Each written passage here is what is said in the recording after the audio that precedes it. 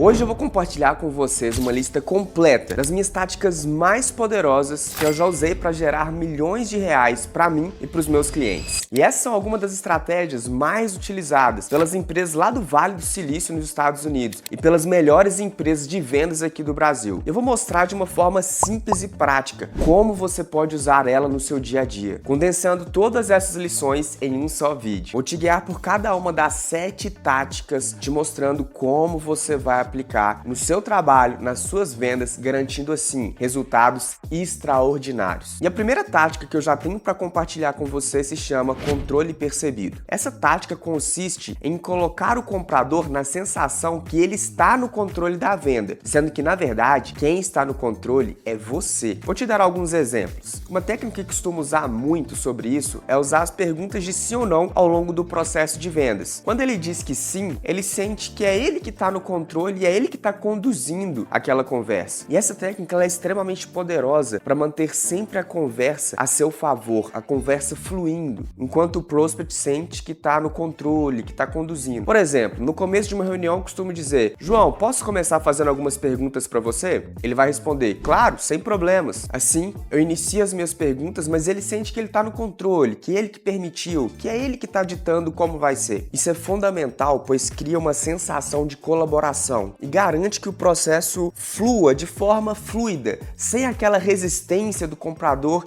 em querer te responder, em querer dar os próximos passos durante o processo. Outro exemplo é, se eu for apresentar meus serviços sem querer parecer um vendedor insistente ou chato, eu costumo dizer: João, agora que eu entendi as suas necessidades, posso te explicar como que a nossa solução resolve exatamente esses problemas que você me apresentou? E o que ele vai dizer? Óbvio, é claro que eu quero ouvir. E dessa forma, novamente, ele sente que ele está no controle, mas sou eu que estou conduzindo essa conversa para onde eu quero levar. O segredo aqui está na sutileza de conseguir colocar o comprador na sensação de que está no controle, sendo que é você que está conduzindo a conversa do jeito que você planejou do início ao fim. E se você quiser vender muito, você tem que fazer o cliente se sentir confortável, que ele está no controle e que você não está querendo manipular ele. Por isso essa técnica ela é tão poderosa. E a segunda tática é a tática do espelhamento. Essa é uma estratégia muito famosa e utilizada para criar conexão com o comprador. Isso significa ajustar o comportamento meu, como vendedor, ao comportamento do vendedor, de forma como eu reproduza os mesmos gestos corporais do comprador, o mesmo tom de voz, o mesmo ritmo de fala, se é pausado ou se é mais rápido. Se ele usar uma linguagem mais técnica, eu vou usar uma linguagem mais técnica. Se ele usar uma linguagem mais simples, eu vou usar uma linguagem mais simples. Qual que é o poder disso? As pessoas elas se conectam com quem parece com elas. E se você usa uma técnica de espelhamento como essa que eu te falei, durante o processo, a pessoa sente que vocês fazem parte do mesmo grupo, que você é uma pessoa confiável. Então, por exemplo, vamos supor que eu estou sentado aqui durante a reunião e eu vejo que o cliente está com uma postura ereta. O que eu vou fazer? Eu vou sair da minha posição aqui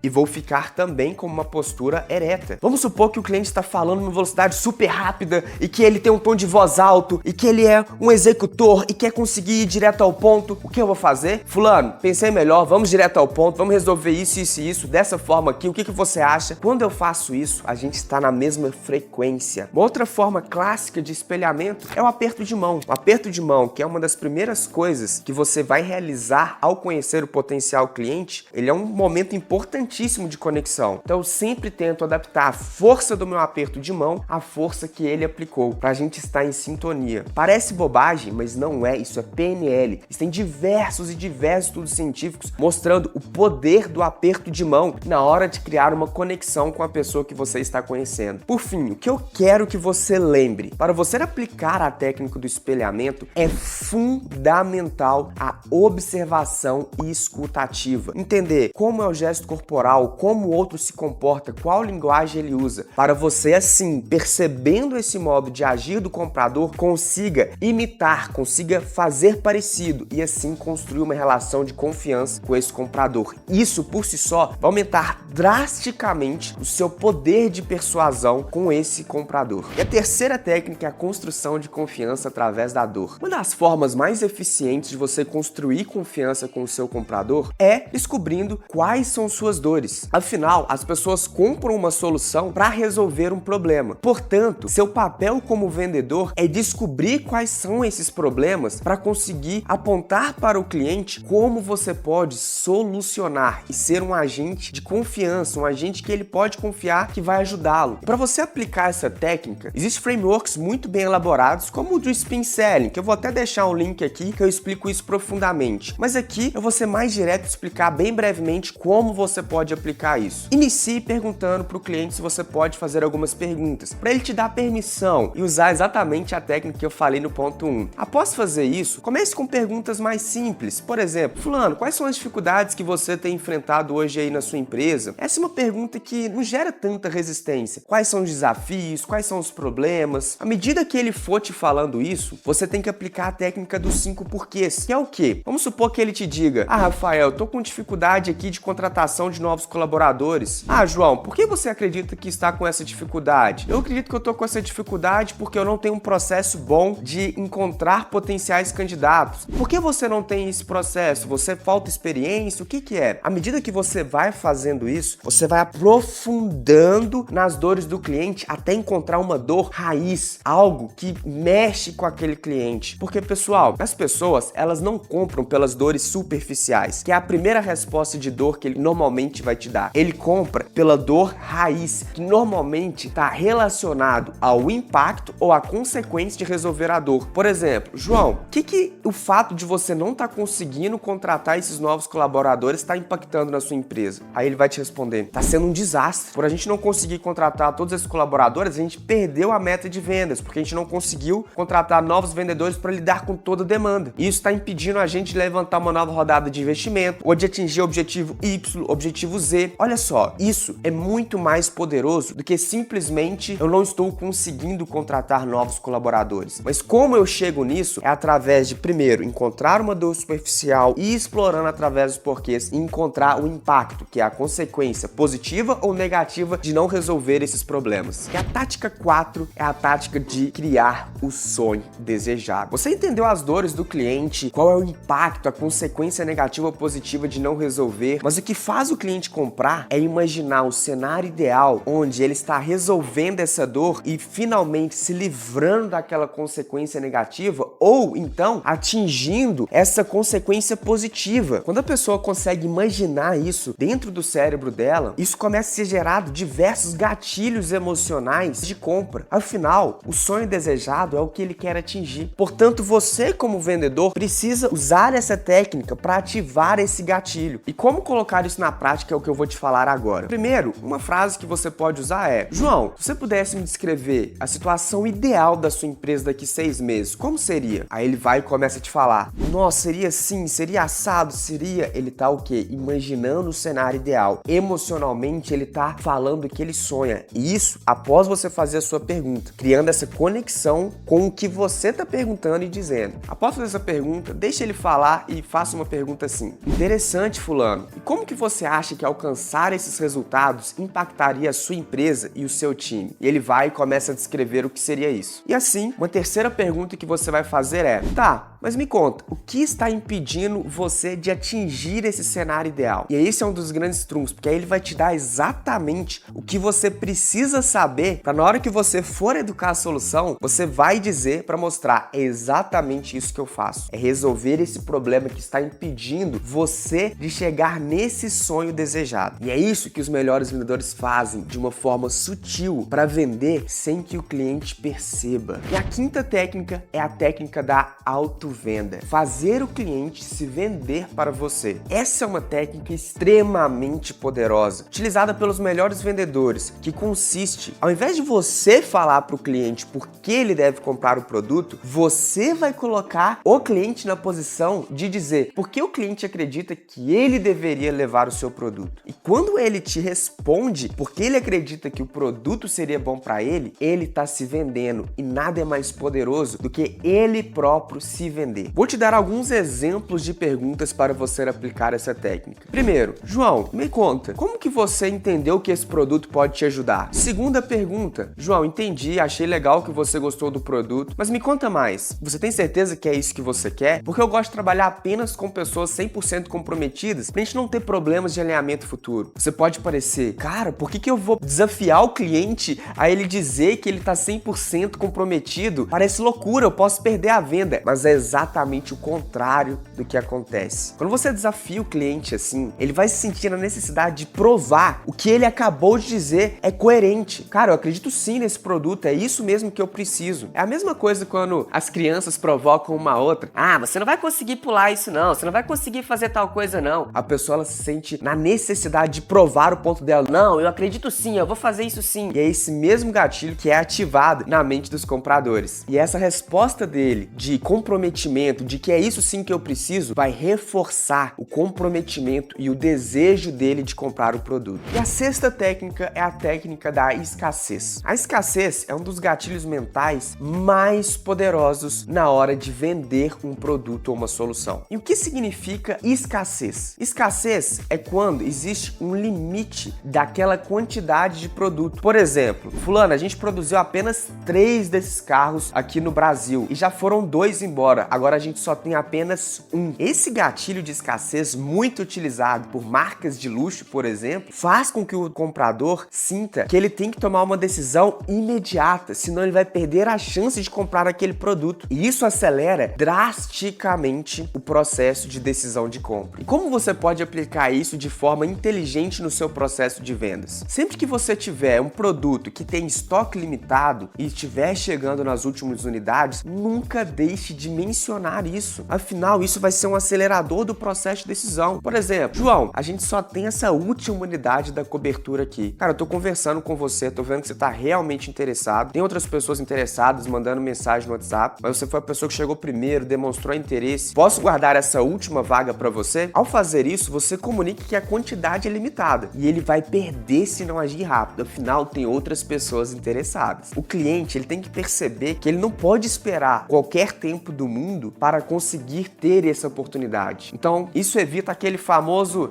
vou dar uma pensadinha e volto a falar com você no futuro. A pessoa sabe que se ela for dar uma pensadinha, a chance dela perder essa oportunidade é muito, muito grande. E sétima técnica é a ancoragem de preço, que consiste em mencionar um primeiro valor de preço do seu produto bem alto, para que ele fixe o valor à mente dele que a solução vai custar um valor extremamente alto. E na hora que você apresente soluções que são bem mais em conta, isso pareça para ele como um alívio. E assim, parece que o produto é bem mais barato do que realmente é. Por exemplo, fulano, a gente tem produtos que são na casa de 50, 100 mil reais. Mas para você, de acordo com o que eu entendi das suas necessidades, eu acho que o produto ideal vai ser algo na casa dos 10 mil reais. Como você mencionou que 50, 100 mil é o padrão médio, o cliente fixou que esse é o valor que provavelmente eu vou ter que pagar, tá longe. Mas, putz, eu queria tanto isso. Na hora que você fala com ele que é 10 mil, ele sente aquele alívio. Nossa, 10 mil? Não, isso já é algo que eu consigo pagar e já tá, assim, bem abaixo do que aqueles valores iniciais que eu tinha em mente. Uma outra forma de utilizar essa técnica, que eu usei bastante quando eu vendia serviços,